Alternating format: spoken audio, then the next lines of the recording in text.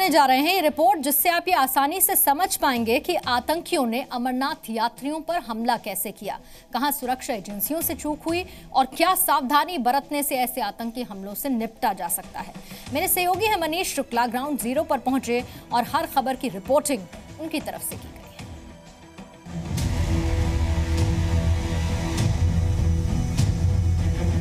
इस जगह पर यहाँ से को लेकर के जांच जारी है। यहाँ तमाम बड़े बड़े जो अधिकारी हैं लगातार आ रही महिलाएं बैठी थी, अलग अलग शरीर है। यहाँ लापरवाही हुई क्योंकि 1 लाख से ज्यादा paramilitary force, Jammu Kashmir police और सेना के जवान इन पूरे रास्तों पर तैनात थे। सोमवार रात 8:17 पर जम्मू कश्मीर के अनंतनाग में अमरनाथ यात्रियों पर हुए आतंकी हमले ने अपने पीछे बेहिसाब दर्द और गुस्सा छोड़ा है। जिन्होंने अपनों को खोया, उनके घरों में मातम है।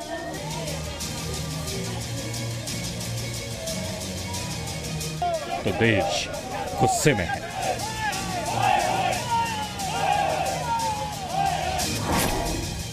लेकिन सवाल यह है कि क्या इस हमले को टाला जा सकता था? क्या थोड़ी सी सावधानी से आतंकी हमले से बचा जा सकता था? इस हमले के लिए कौन लोग जिम्मेदार हैं? इन सवालों के जवाब तलाशने के लिए जी न्यूज की टीम उस जगह पहुंची जहां हमला हुआ। वहां हमने लोगों से बात की और सुरक्षा अधिकारियों से जाना कि क्या हुआ था।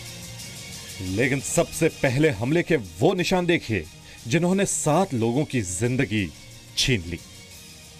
हम इस वक्त अनंतनाग में हैं। ये वही जगह है जहां पर रात के 8:20 पर अमरनाथ यात्रियों के बस पर हमला हुआ था। और आप देख सकते हैं कि ये जो जगह है, यहाँ अभी भी जो बस के कांच के टूटे हुए शीशे हैं उसके निशान हैं। यहाँ पर जगह जगह इस पूरे रास्ते में यहाँ पर इस तरीके से शीशे बिखरे पड़े हुए हैं। हालांकि जो बस है, जिस बस को टारगेट किया गया था, उस बस को यहाँ से हटा दिया गया है क्योंकि अब इसका इन्वेस्टिगेशन किया जाएगा कि किस तरीके से इस हमले को अंजाम दिया गया, कैसे जो आतंकवादी थे वो कामयाब हो गए बस को टारगेट करने के लिए।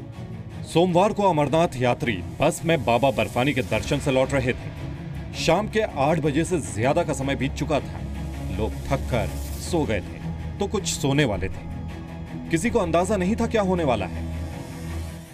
रात के 8 बजे का वक्त श्रीनगर से गुजरात नंबर की एक बस अनंतनाग की तरफ बढ़ रही थी। इस बस ने बाकी जो भी बसें थी, जो भी अमरनाथ यात्रा के लिए जो काफिले जा रहे थे, उसमें ये रजिस्टर्ड नहीं थी। और यहाँ पर अलग अलग जगहों पर बस में यात्री ऐसे ही बैठे हुए थे। पूरे दिन का वो सफ़र तय कर चुके थे और सभी बेहद थके हुए थे और ऐसे में कई सो भी रहे थे। लेकिन अचानक जैसे ही अनंतनाग के पास बस वहाँ से निकली, अचानक ही धमाके की आवाज़ सुनाई दी, अचानक ही फायरिंग की आवाज़ होने लगी। और यहाँ बैठे यात्रियों को ये समझ में नहीं आया कि अचानक हो क्या गया। किसी को कुछ समझ नहीं आया। बस के अंदर चीख पुकार मच गई। बस पर लगातार फायरिंग होती जा रही थी। बस पर आतंकी हमला था। ड्राइवर ने तेजी से बस भगानी शुरू कर दी।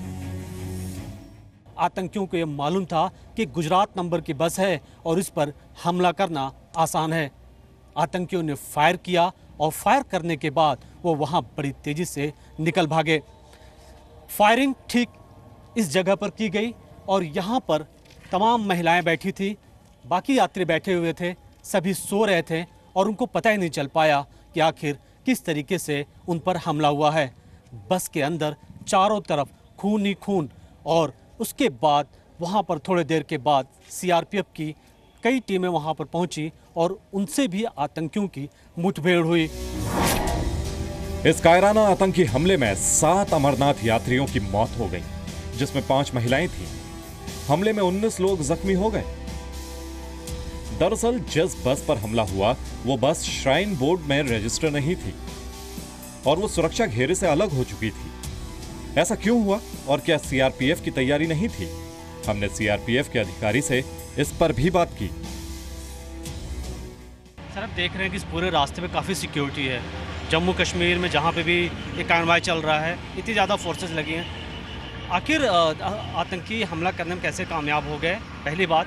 और दूसरी बात कि क्या उन्होंने रात का वक्त जानबूझ के चुना कि ताकि उस वक्त वो हमला करें और फरार हो जाएं?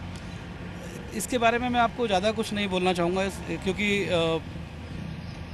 जो सिक्योरिटी यहाँ पे होती है उसमें मैंने आपको जैसे बताया कि टाइमिंग्स होते हैं कि जो आपकी कॉन्वॉय है इस टाइम से इस टाइम तक मूव करनी है।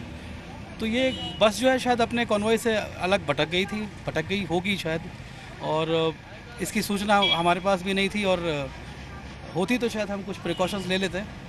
और मैं यही चाहूँगा कि जो भी श्रद्धालु यहाँ पे आएँ वो पूरी इंस्ट्रक्शंस जो दी गई हैं उसको फॉलो करें, और मैं उम्मीद करता हूँ कि यात्रा सभी की सफल होगी, और जो बाकी यात्रा बची हुई है वो भी बहुत अच्छे से होगी। मैं शुभकामनाएं देता हूँ सभी को। जी मीडिया रिपोर्ट ने सीआरपीएफ कैंप का भी दौरा किया, जो हमले वाले स्थान से सबसे करीब है। सीआरपीएफ ने कैंप में आतंकियों से निपटने की अचूक तैयारी कर रखी है।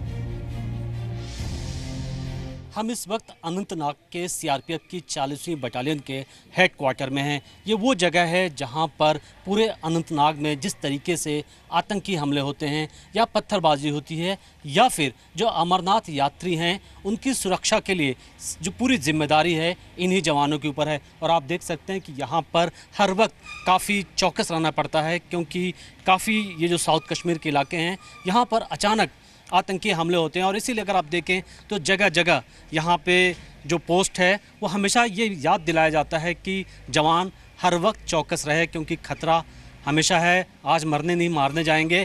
कैंप के बाहर हमेशा खतरा है। यहाँ पर जवान इस बात का हमेशा ही ख्याल रखता है कि यहाँ किसी भी वक्त इस तरीके के टेरर अटैक हो सकते हैं। 1 लाख से ज्यादा सुरक्षा कर्मियों की तैनाती के बाद आतंकी इस बड़ी वारदात को अंजाम देने में कामयाब हो गए। सवाल यह है कि हम सिर्फ सुरक्षा की तैयारी क्यों करते हैं? क्यों नहीं हम आगे बढ़कर आतंकियों पर हमले करें, उन्हें ढूंढ ढूंढ कर खत्म करें, जिससे वो हिंदुस्तान की तरफ आंख उठाकर भी नहीं देख पाए। मनीष शुक्ला, जी मीडिया, अनंतनाग।